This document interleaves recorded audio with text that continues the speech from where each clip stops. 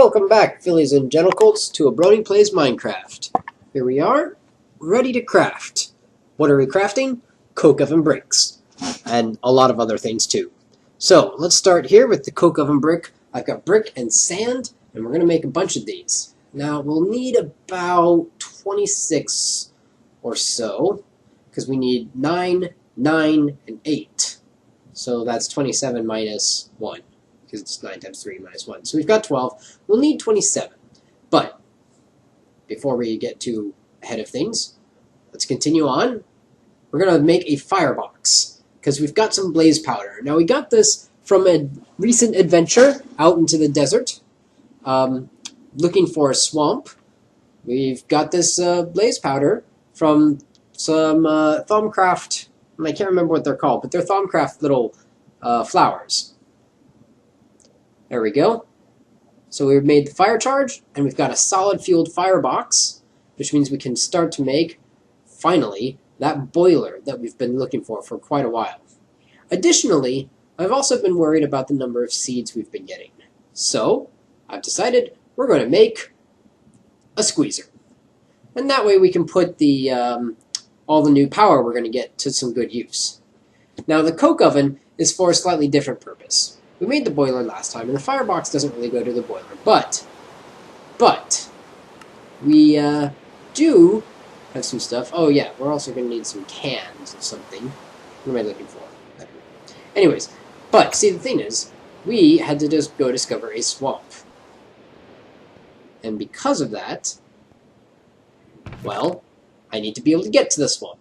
So I've decided I think I'm going to make some rails for Railcraft so that we can get to the swamp. Now I'll show you the swamp later, a little bit later, but first, let's make this boiler. We finally made it, and we're finally ready to go. We've got the firebox and everything else. So we're going to make the boiler. Now, we might want a few extra pieces of iron. Maybe. Maybe not. So here we go. Let's gonna grab this iron. And remember, to make the boiler, what you do is you take the iron. I decided I wanted a lot extra. And iron plates are good to have, even if you don't actually need them for this purpose. So what you do is you take the iron and you put it in your plate bender. Plate bending machine. And it starts doing stuff, right?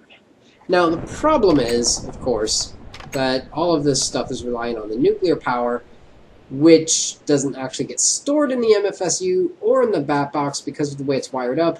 Well, we really should change that so that we can actually store power again, because look at what's happened. We're run out of power because the nuclear reactor itself is out of fuel. To this point, I don't think Miguel has taken a look at how to fuel it back up, so I'll probably have to handle that unless he decides he's going to hop on it sooner or later.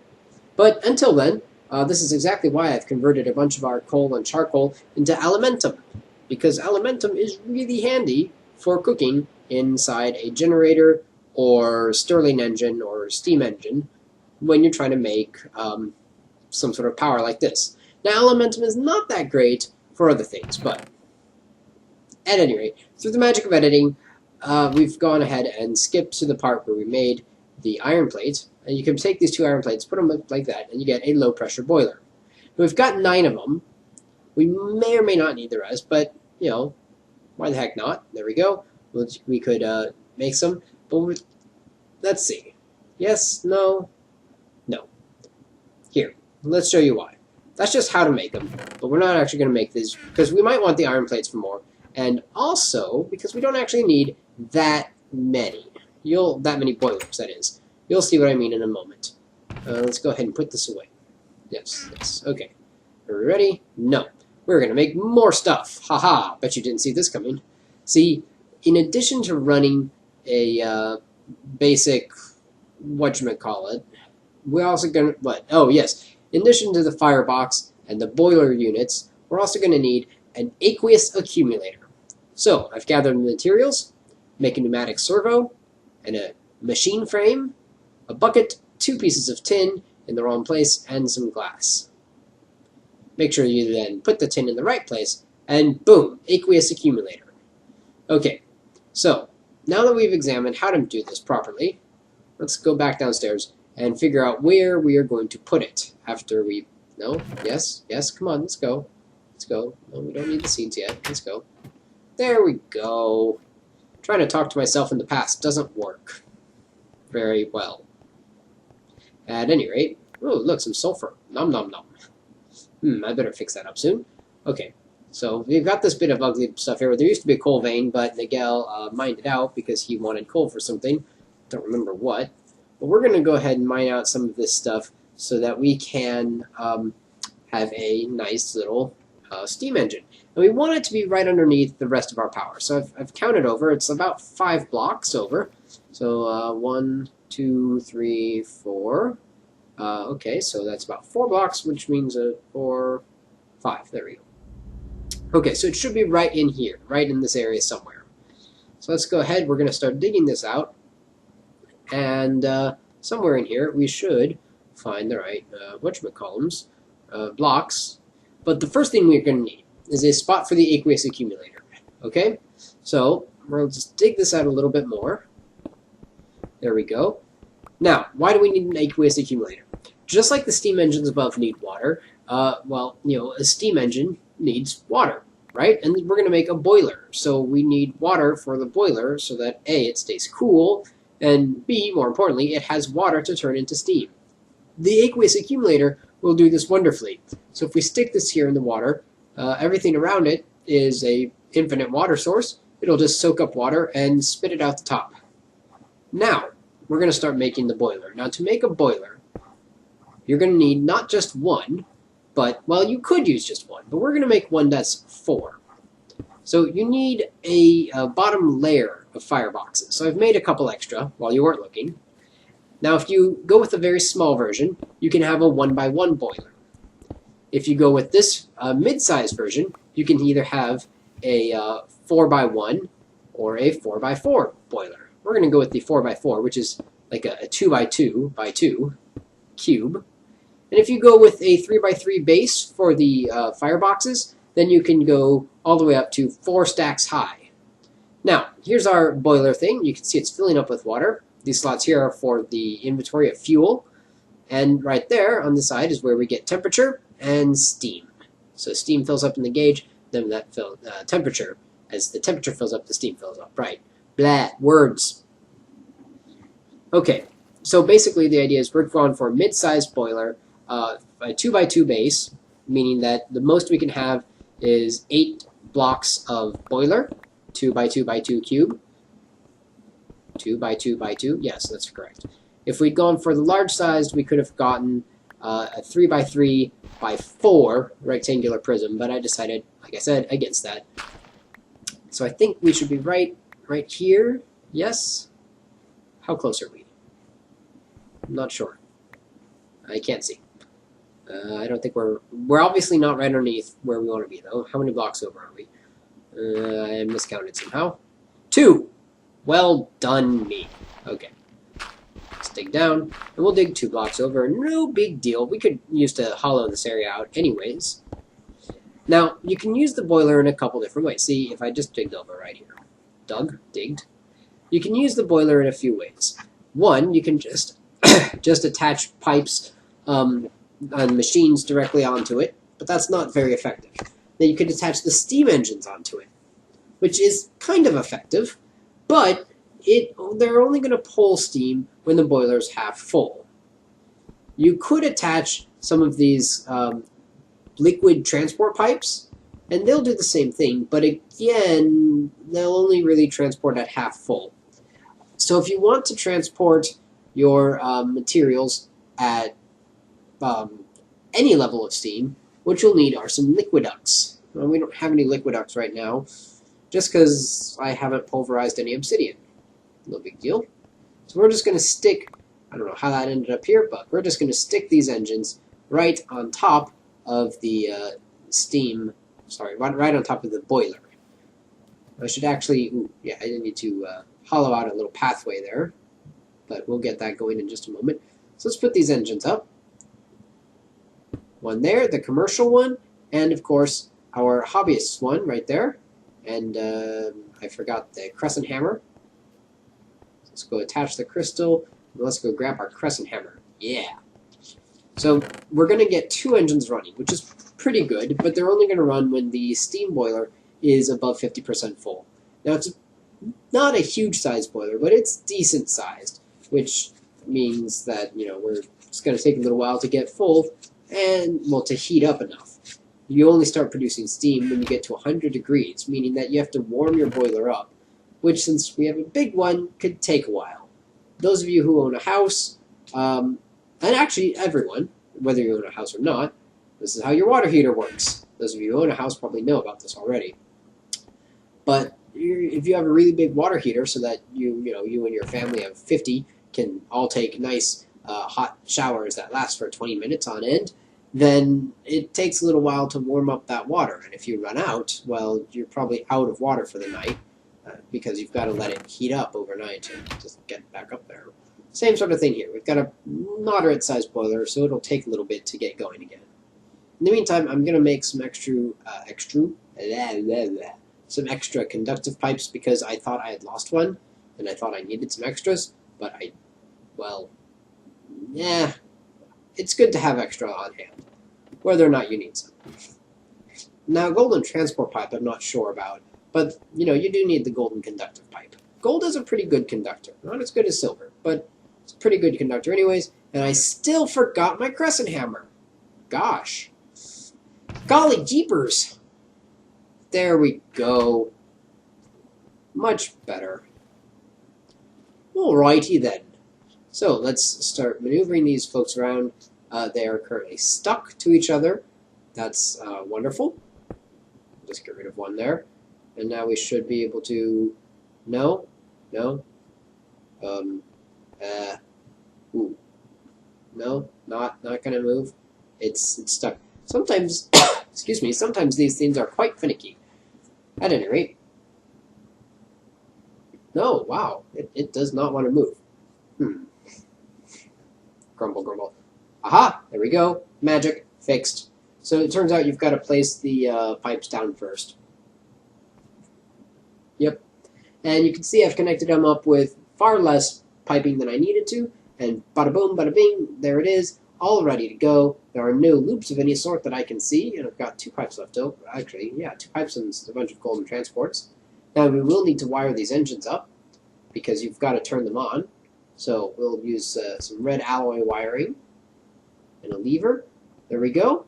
So now when we turn that on, the engines will be activated. Now they won't be pumping anything until we've, as I've said, until we've filled up the boiler with steam above 50%. And that means that we've got to, of course, fill up or heat it up to 100 degrees first. So this coal here can produce 3.2 K of heat, which is not bad. It's okay. 32,000 heat units, or 3,200 heat units, sorry, 3.2 K. And this alumentum here produces 6.4 K in a firebox, which, not bad, can produce 6.4 K heat. Not bad, right? That's double the heat, except that it takes 3 coal to make 1 alumentum. So that's not exactly the best ratio, because it means that your 3 coal could instead produce 9.6 heat, or you turn it into alumentum and it only gets 6.4.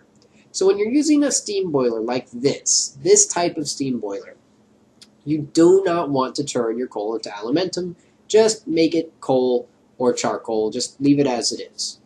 If, on the other hand, you're using a regular, just a little steam engine, the little hobbyist steam engine, or the generator, then go ahead and turn it into alumentum. It does generate more energy that way. Alright? Well, it's a bit more efficient. Of course, if you're going to make a solid-fueled firebox like this, what you really want to do is build a coke oven.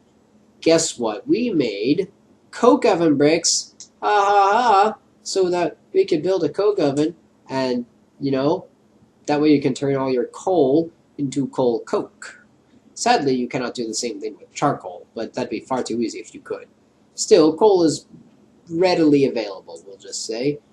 The only unfortunate part is that making coal coke takes quite a while, so you generally have to leave your game running for a little bit before you're going to be ready and moving along.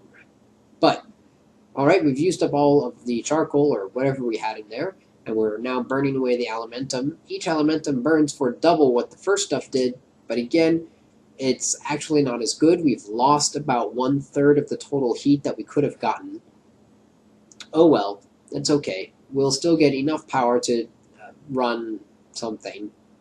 I actually don't know why I needed power right now. Maybe I wanted to run the squeezer or something. But anyways, here we go. 96 degrees, 97 degrees, 98 degrees.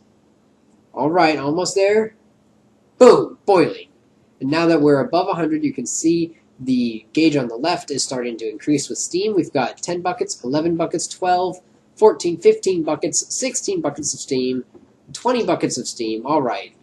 So many buckets of steam. You won't know what to do, and you're going to be out of money, and you'll never see the light of day again because there's so much steam. In fact, we've got a really big steam box, even. No? Anyone? I hope so. Alright, now these things aren't going to be pumping for 2 reasons. 1, they're not on. So there we go. 2, this thing is not above 50%. So let's keep watching. It's just about there. 58 buckets, 60 buckets, 62, 63, 64 buckets. There we go. 64 buckets is what we are, what we're at half. And boom, they start pumping. And they both start going, and you can see little bits of the energy flowing up the pipes. The commercial steam engine is full to the brim, and it's pumping out 3.7 megajoules. And the other one is pumping out 2.0 megajoules. Now you might have said, Litmus, if the Elementum is better off used in the hobbyist steam engine alone, why connect it to a steam boiler? And the answer is that on its own, the hobbyist steam engine will produce 1.6 megajoules per tick. Whereas in connection with this boiler, it produces 2.0 megajoules per tick. Now, whether or not that's actually a benefit to you is debatable. I'm not really sure that it is, which is possibly why some people would just stick with the hobbyist's steam engine. But the commercial steam engine certainly does put out a lot more, and I feel that it's mostly worth it. In the meantime, just to prove that it is working, I've decided to cook up this cobblestone into real stone, and you can see that it's keeping the bar nice and full in the meantime, which is wonderful, lovely, stupendous. Alright, so now we've got it working. Great.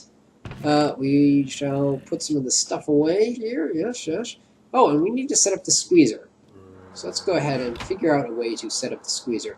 Now, we've got this annoying thing here, so if we set it up right next to it, that kind of sort of works, except there is a small issue with the stuff. Oh, there's a monster. That's... Go away, monster. I was like, why am I coming up here for? It's because I can't hear sound when I'm recording, even though you will have heard that sound in there and be like, of course, that's why you're going up there. Alright, let's munch on some corn and then go back down. I don't want to put the squeezer right next to the blue electric engine because I don't like getting a loop. If you get a loop within your Buildcraft pipes, the energy just goes round and round and round and builds up. I've heard rumors that it explodes. I don't think it actually does, but it's inefficient at any rate. So we're going to lay some pipes down, and it's going to be obnoxious for about a moment, but we're going to have to put one up here. Yeah, come on. There we go. Just put one up there. We'll put the squeezer on top. There we go. It's all hooked up, ready to go. It's ready to start squeezing seeds into seed oil. Now I will have to go back down and fix that loop. But first, I'm going to put this quartz grindstone over here so that we can have manual grinding power and add the wooden crank. Never forget your wooden crank. It is a very important part of your daily living. There's a creeper out there. Go away, Mr. Creeper Face. I do not love you. No, what am I looking for? I need seeds. So let's take these seeds. We've got a lot of them. A lot of Henkin seeds. We can take half of those. There we go. We can take, we have extra corn. We have some flax seeds, which actually I don't think, I'm not sure if they do fall apart, but anyways. And let's pull out some of these other seeds. There we go. Yes, we'll put them right there. So lots of seeds that we can start turning into delicious, wonderful seed oil. There we go. Yeah, always take your Mistcraft books out. I think there's a way to fix that. I don't even know if Mistcraft is working properly. We haven't tested it yet. We'll find out. So there we go. We'll put the seeds in. It's starting to squeeze. Now the squeezer is kind of slow, but it does work. And you can see, there we go. It just started, but it does take a little bit of extra time. Not to mention that we have a loop down there. You can see it in the corner. See that big bar of energy? See, the squeezer's not drawing all the energy that it really, it's not drawing all the energy in that loop. So we're getting problems. So I'm going to come down here and I'm just going to knock out this bit. Perfect. And there we go. Loop gone. And now we should be a little bit more efficient with what we're drawing. And I'm actually going to do something weird here by creating another loop. Knock out the bottom bit. There we go. But, of course, we've still kind of sort of made a loop with this blue electric motor. But anyways, you can see now that the squeezer's getting a lot more power, and it's actually working at a decent rate. And that's because we got rid of that big loop. Now, the blue electric motor is connected up twice, and that's not fancy. It's not the best, but it'll do. It'll do. Unless I want to move it, which we could do. Tempting. Very tempting. Okay, so let's put stuff away. La-di-di-di-da. There we go. Perfect. Coke oven brick. Now, why did we need that? Because we have a swamp.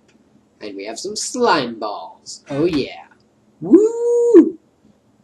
Now, if you come over here, we see that we have a home and a swamp waypoint. Let's go over there.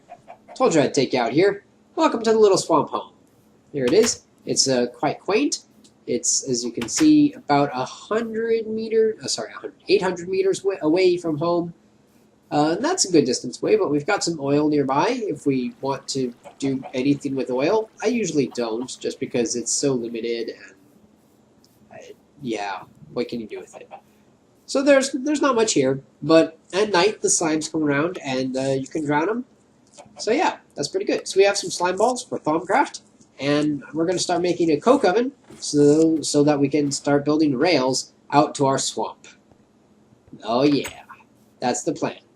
Because there it is, it's off that way, and I would like to build some rails out there so that we don't have to teleport all the time. I want to be able to take a train. So we're going to start learning some railcraft. I think it's kind of straightforward.